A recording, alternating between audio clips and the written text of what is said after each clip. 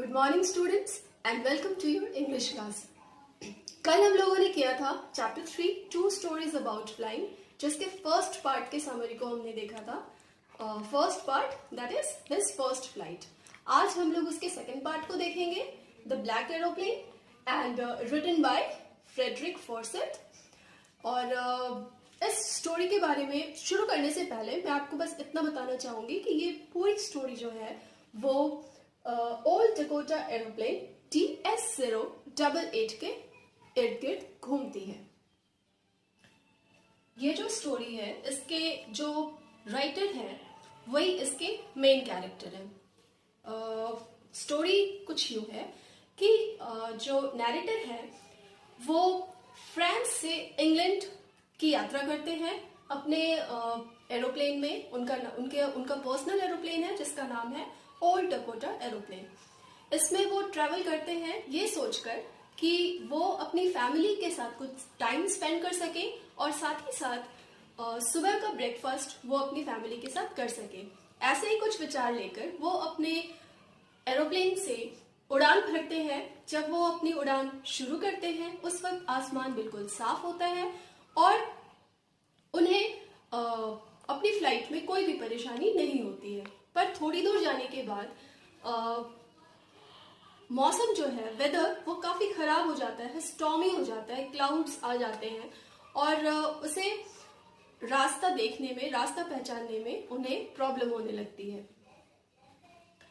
Meanwhile उनका compass भी ठीक से काम नहीं कर रहा होता है, तो वो कंट्रोल रूम को, पेरिस कंट्रोल रूम को कॉल करने के बारे में सोचते हैं, उनसे कांटेक्ट करते हैं और पेरिस कंट्रोल उन्हें बताता है कि आप 12 डिग्री वेस्ट की तरफ अगर अपने एरोप्लेन को ले जाओ तो आप सही रास्ता पकड़ सकते हो, आप सही रास्ते में जा सकते हो।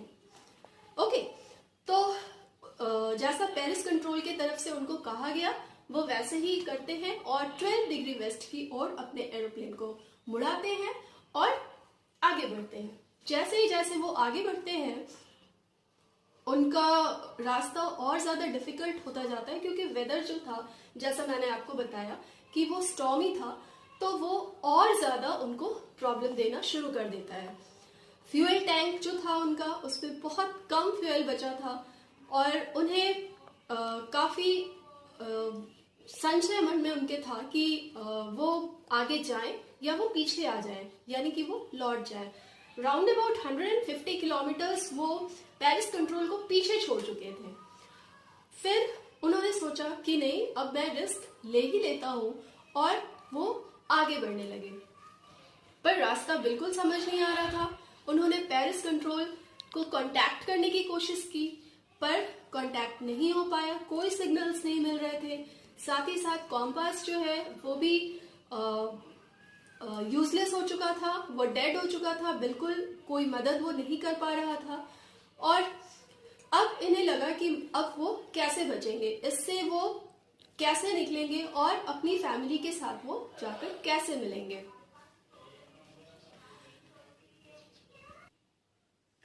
तभी उन्होंने देखा कि उनके पीछे से एक ब्लैक एरोप्लेन आ रहा है और उसमें से किसी के वेव करने का, किसी के हैंड वेव करने का दिख रहा है। कोई उनको वेव कर रहा है और धीरे धीरे वो ब्लैक एरोप्लेन जो है वो उनके एरोप्लेन से आगे बढ़ गया।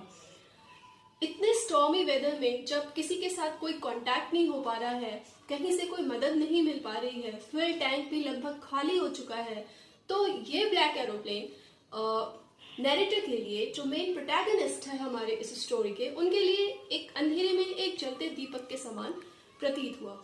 उन्होंने सोचा कि अब मेरे पास कोई उपाय नहीं है, मैं सिर्फ अब ये कर सकता हूँ कि ये ब्लैक एरोप्लेन जो मेरे आगे आगे जा रहा है इसको मैं फॉलो करूँ। और जैसे जैसे वो ब्लैक एरोप्लेन आगे बढ़ता गया, ये ओल्ड डकोटा के जो पायलट थे, जो इसके ओनर थे, वो उसको उनके पीछे पीछे उड़ाते हुए ले गए। और थोड़ी दूर जाने के बाद उन्होंने देखा कि रनवे की लाइट्स दिख रहे हैं और वो स्टॉर्म से बाहर निकल चुके हैं और अब आसमान साफ है और वो रनवे पे लैंड करने वाले हैं। जब वो रनवे पे उन्होंने अपने एरोप्लेन को लैंड कराया और पीछे मुड़कर देखा तो वो ब्लैक एरोप्लेन कहीं भी नहीं था।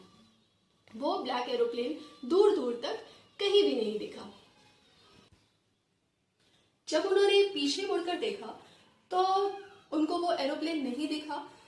उन्होंने मन में सोचा कि इतने प्रॉब्लमैटिक सिचुएशन में जिसने मुझे हेल्प किया, मैं उसको थैंक यू भी नहीं बोल पाया। यही सोचते हुए वो कंट्रोल रूम की तरफ बढ़े और कंट्रोल रूम में जाकर उन्होंने इंक्वायर किया कि वो जो दूसरा एरोप्लेन था उनके साथ स्काई में वो कौन था, उसकी वो जानकारी लेने के लिए वहां पर पहुंचे। वो जो लेडी वहां पे कंट्रोल रूम में बैठी हुई थी, उन्होंने उन्हें देखा और स्माइल किया और कहा कि सिर्फ आप ही का एरोप्लेन था आसमान में और कोई भी एरोप्लेन हमारा रडार जो है वो ट्रेस नहीं कर पा रहा है, सिर्फ आप ही थे और आप उस स्टॉर्म से बाहर निकलकर अब यहाँ पे लैंड कर चुके हैं। और बच्चों यहीं पे ये स्टोरी खत्म हो जाती है। ओपन एंडेड स्टोरी है और ओपन एंडेड स्टोरी की एक बहुत बड़ी खासियत ये होती है कि ये एक बहुत बड़ा स्कोप छोड़ता है अपने रीडर के लिए कि वो डिस्कशन कर पाए, इनोवेशन कर पाए, अपनी क्रिएटिविटी दिखा पाए। आप भी सोच रहे होंगे कि इस स्टोरी का एंड क्या होगा, तो आप सोचिए और अपने हिसाब से इस स्टोरी को आगे लेकर जा सकते हैं और मुझे बता सकते हैं कि आपके अनुसार इस स्टोरी का एंड क्या हो सकता है। हो सकता है कि ये कोई मिराकुलस स्टोरी हो सकता है कि कुछ मिराकल हुआ हो सकता है कि वो जो एरोप्लेन ब्लैक एरोप्लेन था वो कोई घोस्ट हो सकता है कि रडार में कोई टेक्निकल एरर हो जिसकी वजह से वो ट्रेस नहीं हो पाया, वाकई वहां पे कोई एरोप्लेन था। बहुत सारी पॉसिबिलिटीज है, आप अपनी क्रिएटिविटी को इसमें दिखा सकते हैं और इसके आगे की स्टोरी को आप लिख सकते हैं। तो आज के लिए ये आज जो मैंने आपको पढ़ाया द ब्लैक एरोप्लेन, इसके लिए बस इतना ही। और आप इसको देखिए, बार बार देखिए और इसके आगे की स्टोरी को खुद से सोचकर कुछ लिखने की कोशिश करिए कि इसका एंड क्या हो सकता है और मेरे साथ शेयर करें। ओके बच्चों, thank you. Keep reading, keep practising, stay home, stay safe, stay home, stay safe. Thank you.